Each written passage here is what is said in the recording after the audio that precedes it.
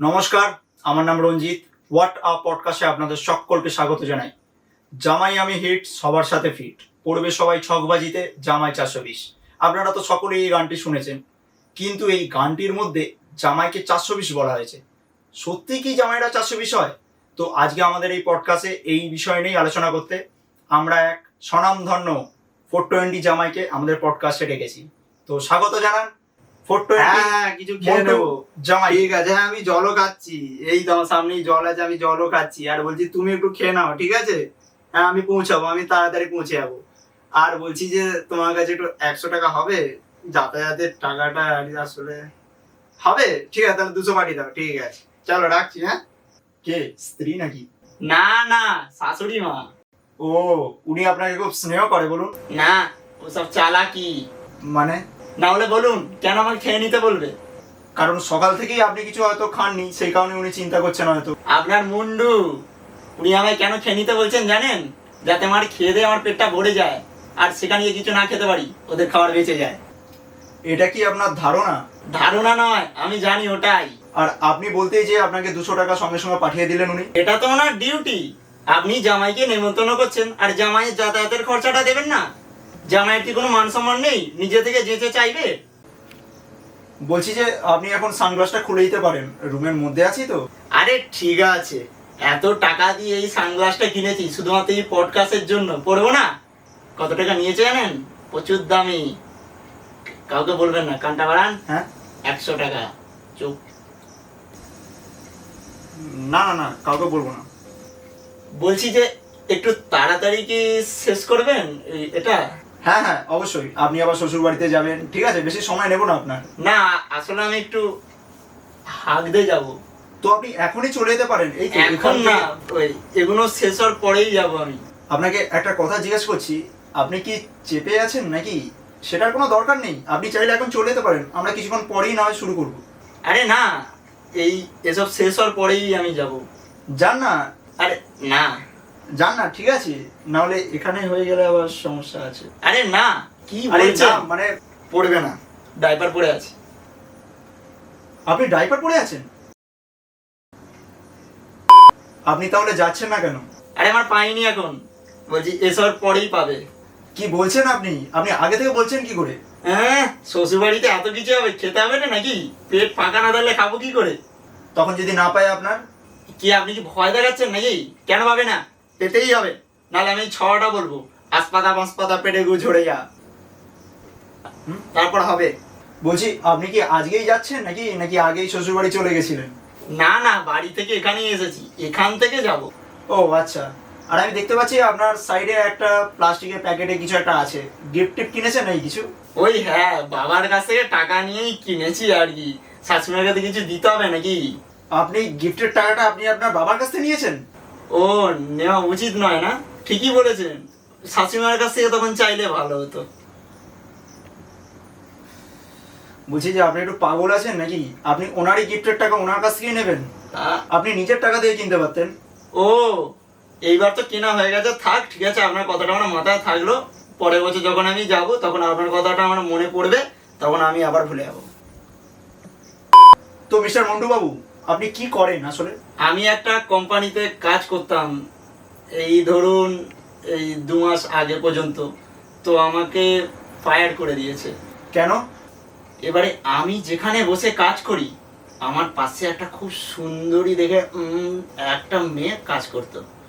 তো কি হয়েছে, ম্যানেজার মশাই প্রত্যেকদিন দেখতো, আমি এটা লক্ষ্য করেছি। তারপর? তো একদিন কি হয়েছে, কাজ দেখানোর নাম করে ব্যাড টাচ করছিল। আমার মাথাটা গরম হয়ে গেল। আমি চেয়ার থেকে উঠে এসে আমি বললাম যে নাকি কি করছেন এটা আপনি? খুব রেগে গিয়ে বললেন? হ্যাঁ, কি করছেন আপনি? তো উনি আমাকে বললেন যে আমি তোমাকে ভালোবাসি মন্টু সোনা। তাহলে ভাবুন। তারপর? আমি ঘরে বসে বসে ভাবলাম, অনেক ভাবলাম, কোম্পানিটা ছাড়বেন কি ছাড়বেন না? না মানে ওনার প্রপোজালটা একসেপ্ট করব নাকি ওনাকে আবার ঘুরে প্রপোজ করে দেবো, কারণ আগেবারে চলে এসেছিলাম না। আর আপনি ওনাকে হ্যাঁ বলে দিলেন? হ্যাঁ। আচ্ছা, আমাকে একটা কথা বলুন তো, ম্যানেজার মেল না ফিমেল? কেন? ছেলে। আচ্ছা। এই প্রপোজালটা একসেপ্ট করলে আমারই লাভ। আমার প্রমোশন হবে, তারপর আমি অনেক ফেসিলিটি পাবো, অনেক কিছু আরো, খুব মজা। কিন্তু আপনি তো বলেছিলেন আপনি ফায়ার্ড হয়েছেন। আরে দাঁড়ান, এখনো বাকি আছে। আচ্ছা আচ্ছা, বলুন।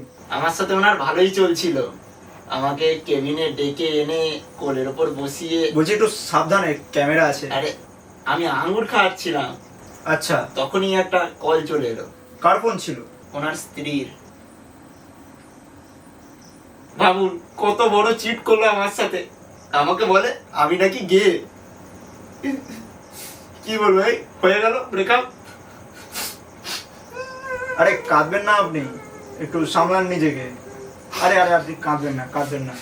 ধন্যবাদ, কাছে আসুন না। তো এবার আপনি আমাদের দর্শকদের বলুন, আপনি শ্বশুর বাড়িতে গিয়ে ঠিক কি কি করবেন? প্রথমে আমি যাব, তারপর ব্রেকফাস্ট করব। ওটা লাঞ্চ হবে? না, ওটা ব্রেকফাস্টই হবে। দুপুরে আপনি? হ্যাঁ, সকালে তো আমি ওখানে ছিলাম না, তো সকালের কোটাটা পূরণ করতে হবে না কি? হ্যাঁ হ্যাঁ, সেটাই তো বলছি। তারপর? তারপর লাঞ্চ করব। ব্রেকফাস্টের একেবারে পরেই? হ্যাঁ। বাহ। তো আজ কি রান্না হয়েছে আপনার মনে হয়? আমি কি করে জানবো? আপনার কি মনে হয় আমি ওনাকে আগের দিন জিজ্ঞাসা করেছি? আরে মানে না না না, ওটা আমি বলতে মানে হ্যাঁ, জিজ্ঞাসা করেছিলাম, কিন্তু উনি বলেননি। জামাই আসছে বলে কথা, অনেক কিছু রান্না হবে বোধহয়। কি জানি, তাছাড়া ওরা তো আমার খাওয়া দেখতেই পারে না। হুম। আর কি বলবো, এই আগের বছরেরই কথা। তো খাবারের সময়তে শাশুড়ি মা আমাকে 2 পিস মাংস বাড়িতে তুলে দিল। তো আমি তো আন্নায় বলে তো আমি বাড়িটা কেড়ে নিলাম। তখন শাশুড়ি মা বলে যে বাবা জীবন, আর 2 পিস তুলে দাও ছোট বাটিতে, তুমি তো গোটা জাম বাড়িটাই নিয়ে নিয়েছো। তারপর আমার স্ত্রী আমায় ঘরে ডেকে এনে বলে তুমি কি খেতে পাও না? তাহলে ভাবুন ওরা আমার স্ত্রীর কান কেমন ভরে দিয়েছে। হুম। লোকেরা ভাতের সাথে মাংস খায়, আমার আবার মাংসের সাথে ভাত খেতে ভালো লাগে। তো কি হয়েছে, যে যার পছন্দের ব্যাপার। তো আমি আবার লাস্টে শাশুড়িমাকে বললাম যে সামান্য একটুখানি পায়েসের মতো ভাত দিয়ে দাও। হ্যাঁ বুঝলাম, কেন আপনার খাওয়া ওরা দেখতে পারে না। খাওয়া দাওয়ার পরে কি প্ল্যান? একটু ভাত ঘুম দেবেন নাকি একটু সবার সাথে আড্ডা মারবেন?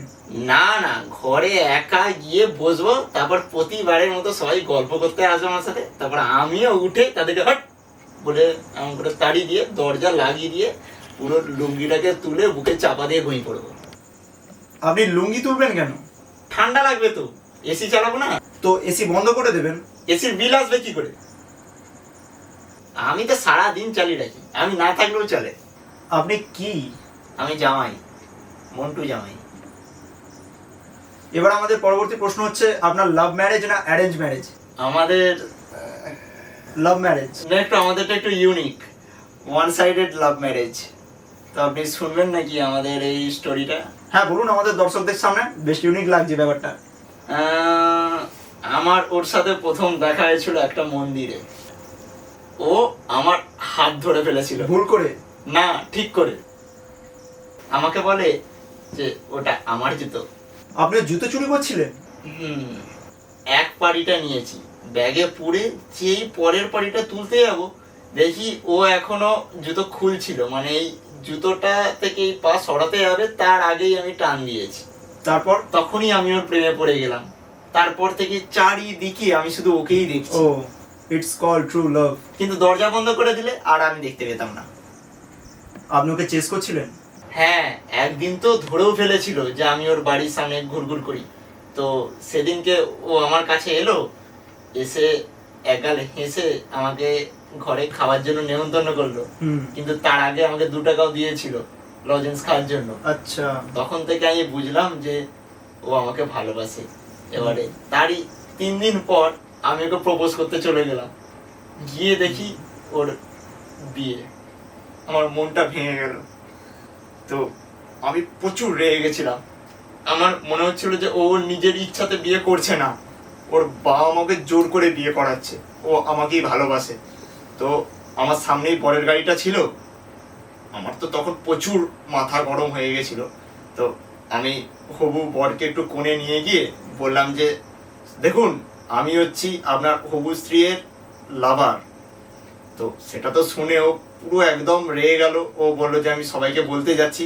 তো এবার বলতে যাচ্ছি, এবার আমি কি করবো, এবার ওকে আটকাতে হবে। তো আমি আমার মানে পকেট থেকে একটা কাঁচের শিশি বার করে ছিপি খুলে ওর মুখে ঢেলে দিয়েছিলাম। মাথা গরম হয়ে গেছিল, আমি কি করবো। অ্যাসিড? অ্যাসিড নয়, বাংলা।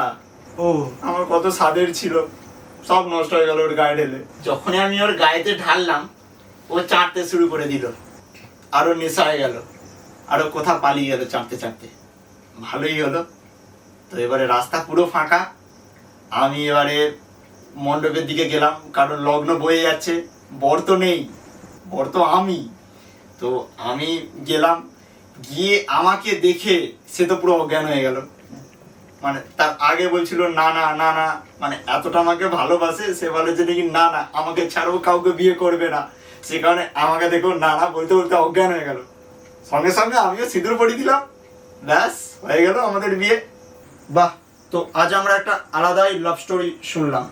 হ্যাঁ আপনি তার মানে আগে মন্দিরে মন্দিরে জুতো চুরি করতেন? হ্যাঁ, মানে ওই তখন করতাম, দায়ে পড়ে করতাম। সত্যি কথাটা আজকে আমি বলছি, দায়ে পড়ে করতাম। আপনি তো একবারও জিজ্ঞাসা করলেন না আমাদের সংসার তখন কেমন করে চলতো, আমাদের কি অবস্থা ছিল তখন। কেমন অবস্থা ছিল? আমাদের নুন আনতে পান্তা ফুঁড়ে অবস্থা। ও মানে খুব অভাবের সংসার ছিল আপনাদের? না না, নুন আনতে গিয়ে দেখি পান্তা সব ফুরিয়ে গেছে, ঘরের লোক সব পান্তা খেয়ে ফেলেছে, আর আচ্ছা। আমি লাস্টে পান্তার জলটা চুমুক দিয়ে খেয়েছি। মানে কি বলবো, এত আমাদের বাড়ির লোক চোর, আমি ভাবতেও পারছি না যে আমার পান্তা সবাই খেয়ে ফেলেছে। সেই জন্য রাগে ক্ষোভে আমি মন্দিরে মন্দিরে জুতো চুরি করতাম, সেই জুতো বিক্রি করে আমি টাকা জমাতাম। একদিন এমন করতে করতে আমার কাছে অনেক টাকা হয়ে গেছিল, আমি সেই টাকা দিয়ে চাল কিনেছি, চাল কিনে ভাত করে পান্তা খেয়েছি, ওদেরকে দেখি দেখি খেয়েছি। তখন আমার বুকের জ্বালা মিটেছে। তো এই ছিলেন আমাদের মন্টু জামাই। আপনাদের যদি এই পডকাস্টটা ভালো লেগে থাকে তো লাইক কমেন্ট সাবস্ক্রাইব করতে ভুলবেন না, এবং আমাকে কমেন্টে জানাবেন আপনাদের কোন পার্টটা সব থেকে বেশি ভালো লেগেছে। Thanks for watching. এবার আপনি যেতে পারেন। কিন্তু এখন তো পাইনি। হ্যাঁ, আপনি বাড়ি গিয়ে করলেন? আপনি আমাকে এমন করে বললেন তো, দাঁড়ান আমি এখানেই হেগে দিচ্ছি। এই এই না